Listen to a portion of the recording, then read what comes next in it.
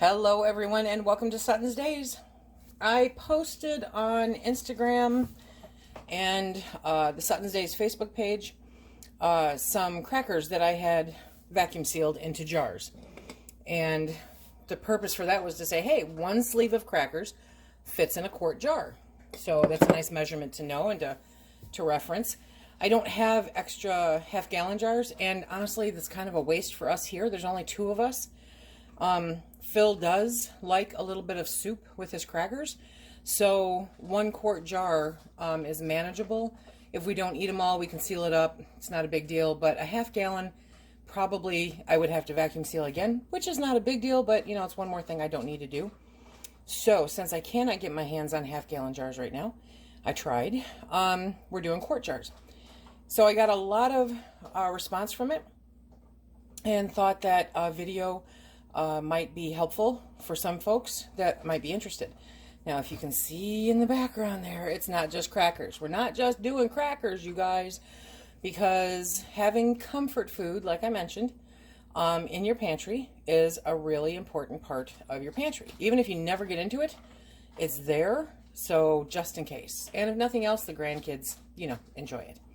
So today it's crackers and some chocolate. Hello. So let me show you how this works, okay? To start off with, we are going to be using the Handheld FoodSaver FreshSaver. These are still available randomly on Amazon, and they have a new model that's out now, but the price on that one was really kind of up there. I'll put a link to both in the description box, and they're both kind of catch as catch can on whether they're available or not. Super handy to have though, if you're doing small projects like this. When I vacuum seal our bulk purchases of meat that we keep you know, in the freezer that I don't can up, I do those in bags. And legitimately you could do the chocolate in bags with no issues. I've done it before, but I like the idea of having them in jars. It's portion controlled, the jars are reusable, the bags are not, so it just makes more sense to me. Now, you can use, if you're an avid canner, you might have some used lids sitting around, and you can use those with your vacuum sealing. Nothing is going to kill you, you know, if they don't stay sealed, but you want to keep track of them, you want to keep an eye on them, make sure that they're still sealed over time. It should be a regular thing that you check up on, you know, every few months to make sure that they are. Do you remember, let's see, well, some of you may or may not, but pre-COVID, when it was just really starting to ramp up, I vacuum sealed in pint jars some vanilla wafers. And when I went back, I don't know, 4 or 5 months later, 2 of them had unsealed. So you do have to keep an eye just in case your seal didn't get right, but let me see if you can see this. I don't know if you can you see the indentation? Yes. See how it's indented? That to me tells me it's vacuum sealed. And I can't tell you off the top of my hand whether or not that indentation occurred with the vanilla wafers. So, okay, now we're going to get started. There's one more thing. Okay, so the other thing that you need to be able to do this are these bad boys right here. Now, I'm not going to be using the small mouth because these are all wide mouth jars that I'm working with. The last time I looked, and again, I'll put links to the whole thing down below, the wide mouth was still available, but the small mouth was not, and the set was not. So again, this is catch as catch can. If you happen to have wide mouth jars that you can do this with, then you are really ahead of the game. So for crackers, let me get these open here because I'm so prepared. What I do is I open, let me get some of this out of the way. I open the sleeve of crackers. Let me move you back. Hi. Okay. So I open the sleeve of crackers, and why do I do this? Well, I do this because we don't go through these very quickly at all, but I purchase them when I can on sale, and these ones are whole wheat crackers. Don't tell Phil. So in order to keep them from getting stale, which they will in their original packaging, okay, I vacuum seal them. That way we've got them for months or longer. Now, I have seen people say that their crackers are good after a few years. So at the very least, you're good for short-term storage, okay? And it may take a little finagling, a little shaking to get them to to kind of settle so that you can squeak some in here and there. But see, that's a whole package. And sorry about the noise. And that's a quart jar. So what we're going to do now is I'm going to bring you in close again. Okay. There we go. And we're going to take a lid and put it right on top. Then we're going to take this and we're going to push it over the top. You want to make sure it goes all the way down, okay? Then you take your thing and you want to make sure that that's centered, and then just push down on it and push the button.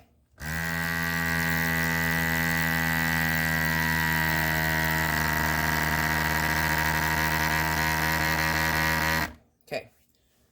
Did you hear how it changed? And then you got a suction. Now, I did not get the suction that I like, and that just went down. Okay, so it went down. So that means it's done. I'm going to check on that one in a little while because I didn't get that suction that I like when I pull the vacuum sealer away from the top. But you kind of learn how it sounds. You kind of learn how it likes to act up or not act up, and go from there. And there are times when you're like, this just doesn't sound like it's taking. And what do you know? It doesn't. Now, there is a trick that some people have run into, especially with the smallmouth one, where when you pull it off, it pulls off this band. Not a big deal as long as the lid is sealed, okay? And some people also use 2 lids. The bottom one seals, the second one doesn't, and it helps get things to seal where you might be having trouble. This is really, really great for things like crackers, but not your flavored crackers, not the ones that have a lot of oil in them, okay? Saltines, oyster crackers, Ritz crackers. Be kind of careful about what kind of crackers you put in there, but it works because, you know, oil it can go rancid, so you just want to be careful of anything that has a lot of oil in it, okay? Put it down.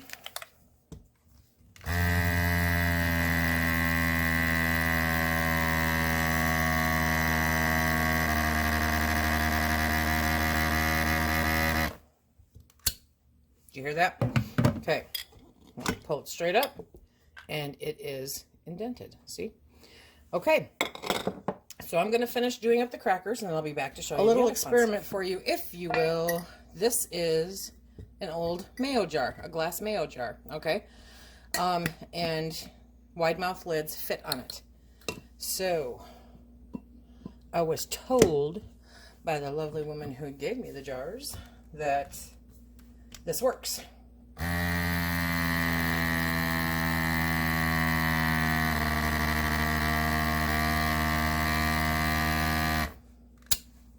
And I'm thinking she might be right. Yep, look at that. So there's a use for those glass mayo jars, you guys, okay? Now comes the fun stuff. If you're like me and you have these really great older jars, look at these. Atlas Special Mason jars. Are these just gorgeous? I love them. And I have an old Care wide mouth mason jar. I mean, these are just beautiful, and I just adore these jars. And I don't want to put them in the pressure canner, okay? So I use them for dry goods because that way I know they'll be good, they'll be safe, okay?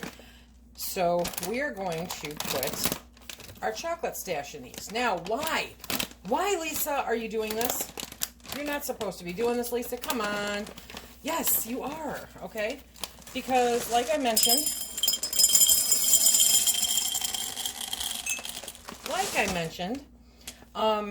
in the food storage video, having some kind of comfort food put up is a great thing, okay?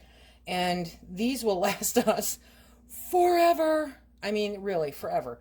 So I'll put these up. I had Hershey Kisses. I've still got some that are over 3 years old sitting in the pantry. And I know that they are still good. Okay. Can we get 3 jars? Can we get 3 jars? So, for just a few bucks. Oh, might have to eat these ones. Okay. So for just a few bucks, let's see, at Walmart, that big bag ran like $9, okay? $9 and some jars that I won't pressure can in anyway.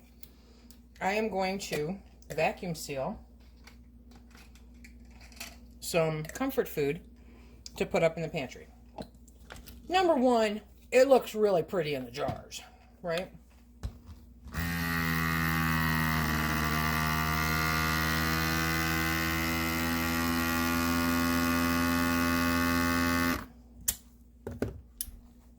Oh, let go. Oh, wow. Let go. There we go. Sometimes you have to really pull it off. So doesn't that look, that just looks so pretty. So these will be put up. Honestly, if it's anything like the Hershey Kisses, we'll just flat out forget about them. You want to make sure that gets on there.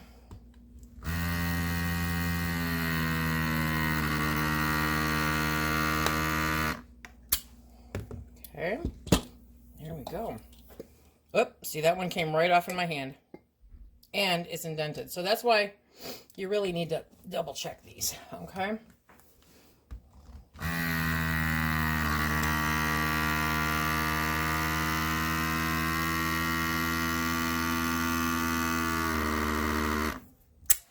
There we go. Okay.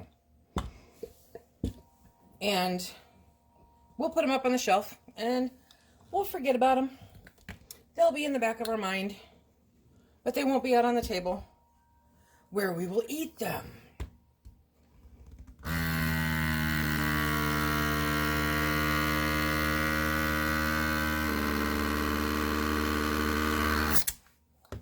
Okay.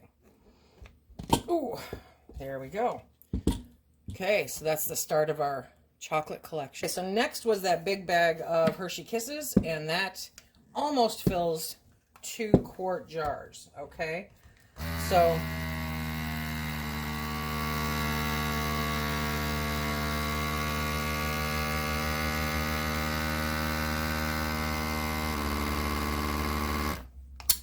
there we go. See, it doesn't take but a hot minute. And poof, you have stuff that's shelf stable. Now crackers, the crackers, I have seen people have them for 2, 3, 4, 5 years and they're still perfectly good to eat. So once you take the air out and keep them out of the light, you know, that's the whole purpose of this. So vacuum sealing products like this, vacuum sealing your rice, vacuum sealing your crackers, your chocolates. You can also vacuum seal your sugar, but you run a risk of it getting hard. It's not really necessary.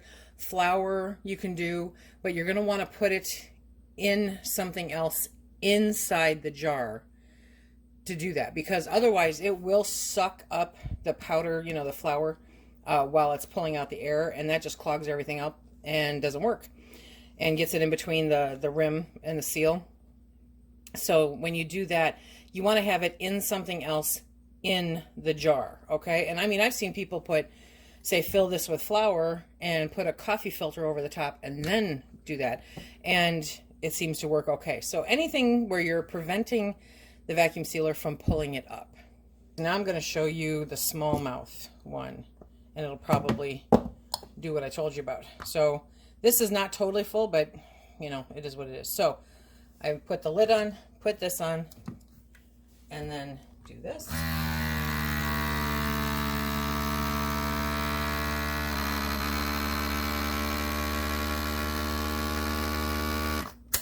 There we go. Oh, it didn't do it. Of course it didn't do it. So, and the Orchard Roads don't have the dent in there for you to see, but, you know, do just like you do when you're canning, you know. Can you pull it off? No? Okay, great. It is sealed, and you are good to go. Okay, so this is what I have managed to accomplish so far. We've got a bunch of crackers, some Hershey Kisses, some M&Ms, some peanut M&Ms, and then Phil found a really great deal on some peanut butter, Reese's peanut butter chips, okay, for cookies and whatnot. And literally that's enough for a lifetime for us. Okay, so I may be making the grandkids a whole bunch of cookies this winter, but I vacuum sealed those because those will also last in there beautifully.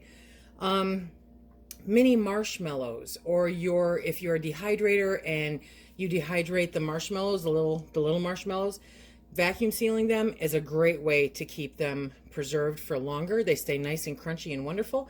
They're ready for you whenever you want. Having the ability to put the dry goods up in an airtight fashion, where you're not going to run into anything trying to get into them. There's no critters. There's no critters, period. There's no critters. The most that you have to do is find room on a shelf and you're good to go. And it's really great for things like crackers because you keep the integrity of the cracker, okay? They don't get mashed. They don't get mushed. And you've got a really great product when you go and you're ready to use it. So I hope this was helpful. I hope that you check out the links below. Remember, if you like what we do here, please hit that like, subscribe, and share. Check us out on Instagram, Facebook. And until next time, everybody, please be safe.